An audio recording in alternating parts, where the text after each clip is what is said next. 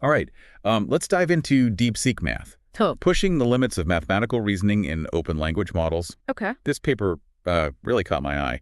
Open source models catching up to giants like GPT-4 in mathematical reasoning. Yeah. Color me intrigued. It's a significant development. Hmm. For a long time, this level of mathematical reasoning was considered the domain of large, closed models. Yeah. DeepSeekMath challenges that assumption. So what's the secret sauce? What makes DeepSeekMath so special? It's a combination of factors. Starting with the training data, they've created this massive 120 billion token dataset called the DeepSeekMath corpus. Wow. What's remarkable is that it's mined from Common Crawl, Great. a publicly available repository of web data. Common Crawl. That doesn't sound like the most obvious source for high-quality math data. How did they pull that off? They used a clever iterative process, Okay. starting with Open Web Math as a seed. Right.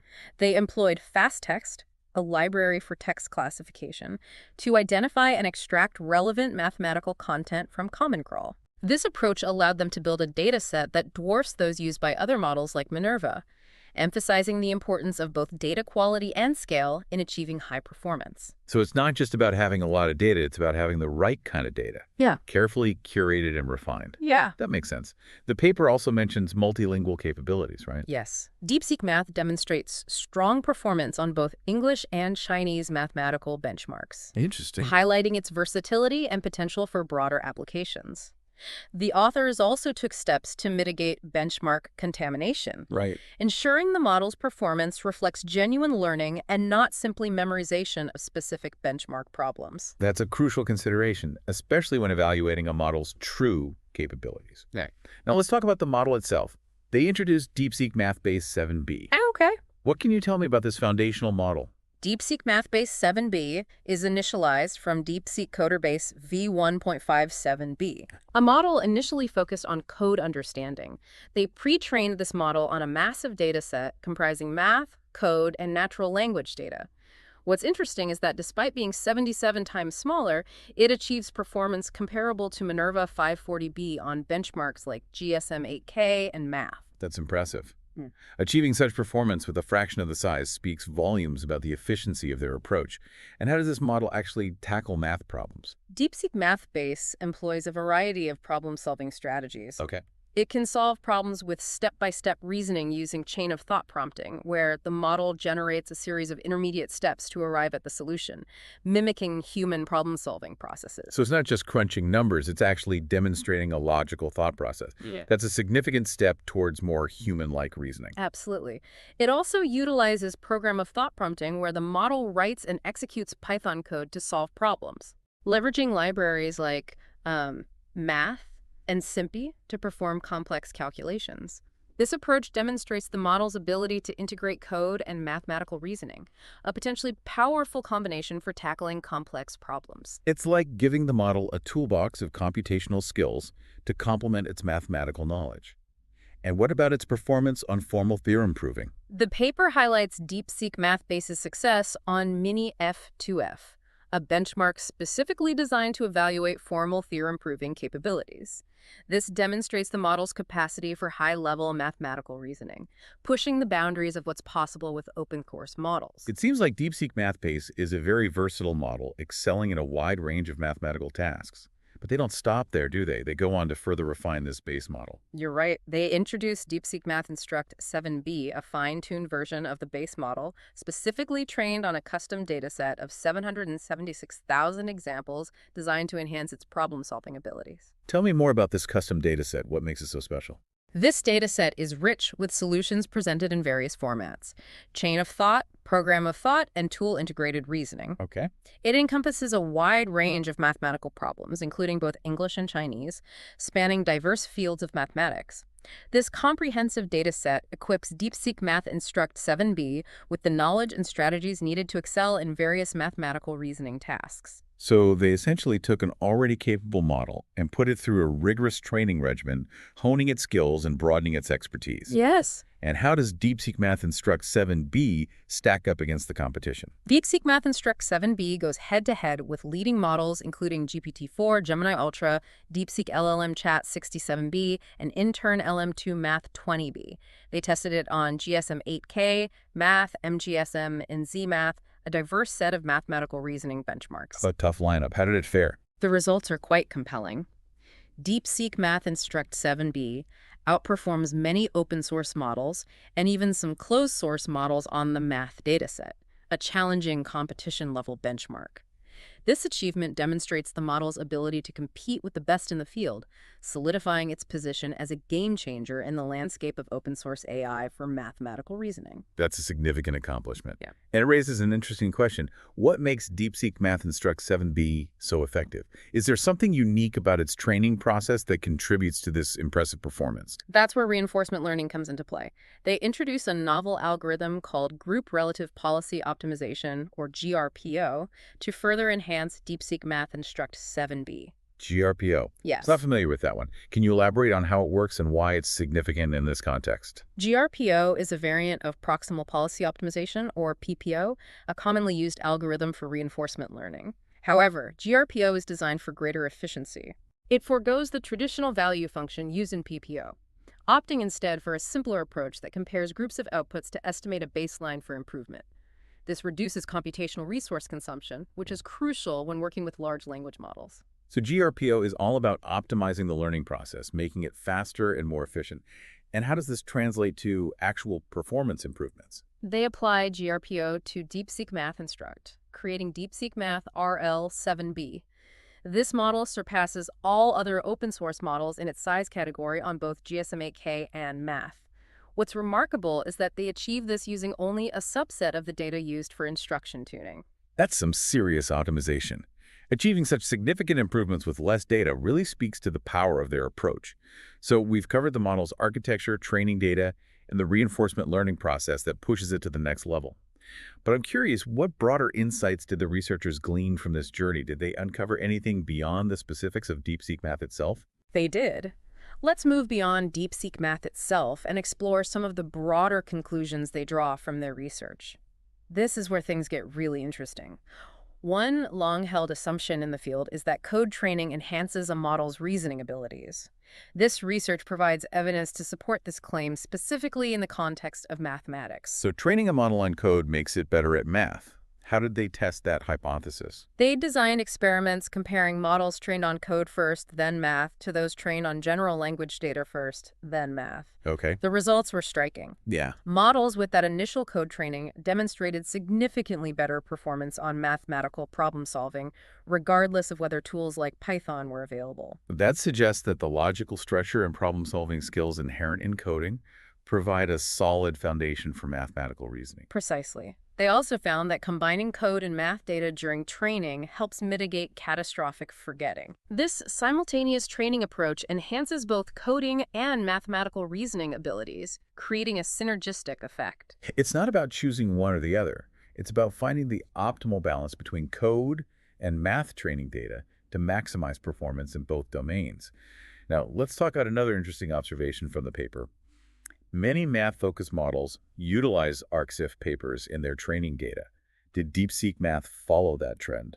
While it seems intuitive to include ArcSIF papers rich with complex mathematical concepts, the DeepSeekMath team found that adding them didn't significantly improve performance on the benchmarks they used. That's surprising. I would assume those papers would be a valuable resource for a math-savvy AI.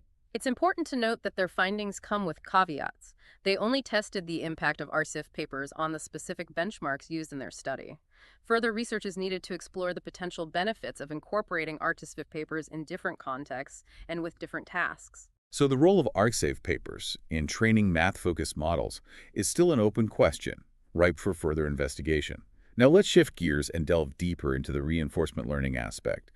You mentioned that they propose a unified paradigm for understanding various training methods. Can you elaborate on that? They present a framework with three core components: data source, reward function, and algorithm. Okay. This paradigm provides a comprehensive lens through which to view various training methods, including supervised fine-tuning, SFT, reward fine-tuning, RFT, direct preference optimization, DPO, proximal policy optimization, PPO, and their own group relative policy optimization, GRPO. So even supervised learning, where you train a model on labeled data, can be seen as a type of reinforcement learning within this framework. Precisely. It's a shift in perspective, but it helps us understand the fundamental connections between these seemingly different methods. Let's start with the data source. They highlight the distinction between online and offline sampling. Can you remind us what those terms mean in this context? Online sampling means the model learns from data generated in real time as it's learning, essentially from its own output. Offline sampling uses data generated beforehand, often from a pre-trained model. Oh. Think of it as learning from experience versus learning from a textbook. And their research suggests that learning from experience or online sampling is more effective. Yes, particularly as the model becomes more sophisticated. The model's own evolving output becomes a rich and dynamic source of training data, leading to better performance. Now, let's move on to the reward function, which plays a crucial role in guiding the model's learning process. The reward function essentially tells the model whether it's doing a good job or not. Exactly. They distinguish between two types, Yeah. rules and models. A rule-based reward function is simple, providing a binary judgment, right or wrong. Right. A model-based reward function is more nuanced, evaluating responses on a continuous scale, providing more detailed feedback. Interesting. Think of it as receiving a letter grade versus receiving detailed feedback on a complex project. So a model-based reward function is like having a coach who can offer specific guidance, leading to better performance than just knowing if you passed or failed. Precisely. Now let's talk about the algorithm, the engine that drives the learning process. Okay. They see all these training methods, SFT, RFT, DPO, PPO, and GRPO, as variations within this reinforcement learning paradigm. What sets GRPO apart is how it handles the gradient coefficient. For those of us who might not be as familiar with the technical intricacies, can you explain what the gradient coefficient is and why it matters? The gradient coefficient determines how strongly the model adjusts its parameters in response to feedback from the reward function. Think of it as the model's learning rate. Got it. GRPO dynamically adjusts this coefficient based on the confidence level of the reward model, enabling more fine-grained control over the learning process. If the reward model is very confident that a response is good, GRPO makes a larger adjustment.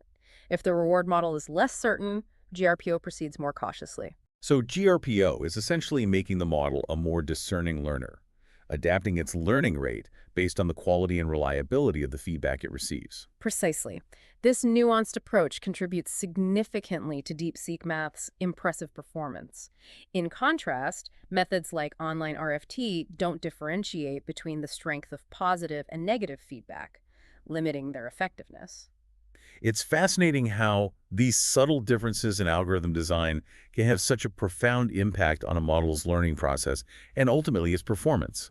Now, you mentioned that they also experimented with iterative reinforcement learning. What does that entail? As the model improves through reinforcement learning, the initial reward model may become less effective at providing valuable feedback. Interesting. It's like a student surpassing their teacher. To address this, they iteratively retrain the reward model using data from the improved model, creating a feedback loop where both the model and the reward model continually push each other to improve. It's a dynamic duo, constantly learning and evolving together.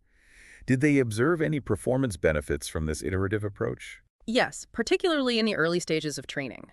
This iterative retraining process helps maintain the effectiveness of the reward model, ensuring that the feedback it provides remains relevant and beneficial as the model grows more sophisticated. They also explored why this reinforcement learning approach is so effective, even when starting with an already strong model like DeepSeekMath Instruct. They focused on two metrics, pass at K and Mage at K. Pass at K measures the percentage of times the correct answer is within the model's top K predictions. What about Mage at K? Mage at K looks at the top K predictions and determines if the correct answer appears more frequently than any other answer. It essentially assesses the model's confidence and consistency. Their analysis revealed that reinforcement learning significantly improved Mage at K, but not Pass at K. So it's not about expanding the model's knowledge base. It's about refining its decision-making process, making it more confident and robust in its predictions. Exactly. Reinforcement learning in this context is about optimizing the utilization of existing knowledge rather than introducing new information. That's a subtle but important distinction. It highlights the value of reinforcement learning as a way to fine-tune and enhance a model's decision-making abilities, leading to more accurate and consistent results. Now, the paper also delves into the limitations of their approach and potential directions for future research. Can you elaborate on those? They examine each component of their unified paradigm. data source, algorithm, and reward function, Right. identifying areas for improvement and future exploration. Let's start with the data source. They suggest exploring more advanced sampling techniques, such as tree search methods, to generate more diverse and challenging training data during online sampling. So it's not just about letting the model learn from its own output, it's about guiding that learning process with smarter sampling strategies that push the model beyond its comfort zone and encourage further growth. Right. They also highlight the importance of efficient inference techniques, emphasizing that faster inference leads to more data for training and potentially even better results. It's about maximizing the efficiency of the learning process without compromising the quality of the data. Speed and quality, the holy grail of machine learning. What about the algorithm? Where do they see opportunities for advancement there? They point out that most current reinforcement learning methods implicitly trust the feedback from the reward function.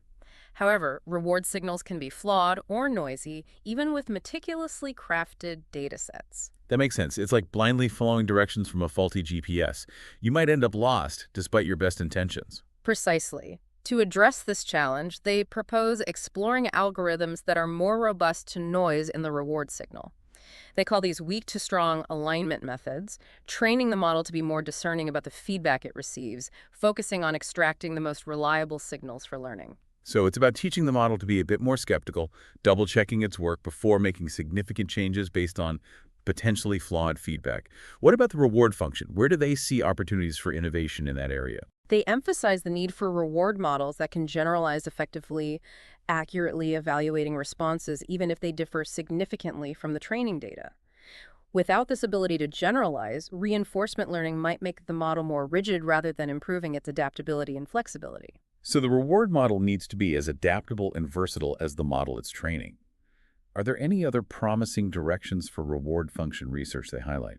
They suggest incorporating uncertainty into the reward function, acknowledging that the reward model might not always be 100% confident in its assessment. This uncertainty can be factored into the learning process, potentially making the algorithm more robust to those noisy signals we discussed. So it's not just about the feedback itself, it's about the confidence level associated with that feedback. A very nuanced approach. Indeed. They also advocate for better process reward models, providing feedback at each step of the problem-solving process, not just at the end. This fine-grained feedback can guide the model toward more efficient and effective reasoning strategies. It's like having a coach who can break down your technique, offering specific advice on how to refine each movement, rather than just giving a general assessment at the end of the performance. This level of detailed feedback can significantly accelerate the learning process. Precisely. And with that, we've reached the end of our exploration of DeepSeekMath and the insights it offers into the world of open-source mathematical reasoning.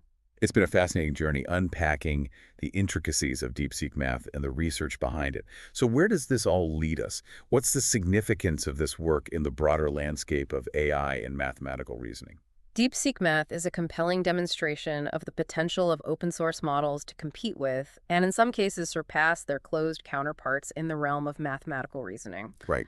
It challenges the assumption that massive proprietary models are the only path to achieving high performance in complex domains like mathematics. It's a testament to the power of open collaboration and innovation.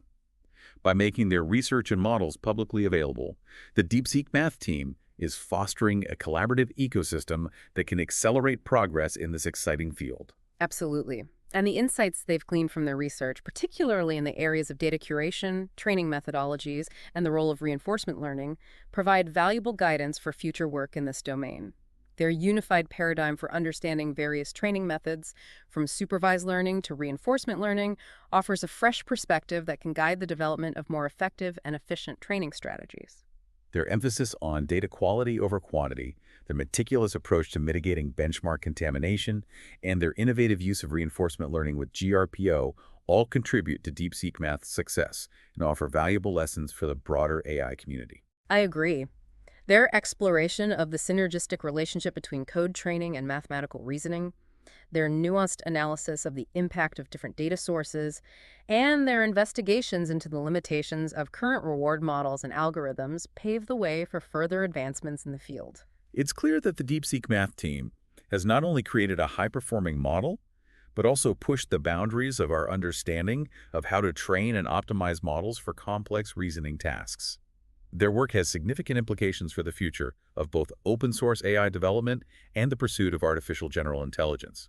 I think their work underscores a crucial point. We're still in the early stages of exploring the full potential of language models for mathematical reasoning. There's so much more to discover and so many exciting avenues for research and innovation. The quest to build AI systems that can truly understand and reason about mathematics with all its complexities and nuances continues.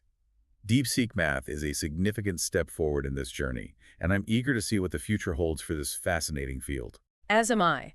It's a testament to the ingenuity and dedication of researchers like the DeepSeekMath team that we're making such remarkable progress in this challenging domain. Their work inspires us to push the boundaries further, to explore new ideas, and to strive for ever more sophisticated and capable AI systems. I couldn't agree more, and to our listeners, I highly encourage you to delve into the full DeepSeekMath paper, explore the code experiment with the models, and join this exciting journey of discovery. Who knows what groundbreaking innovations you might uncover? Until next time, keep exploring, keep learning, and keep pushing the limits of what's possible.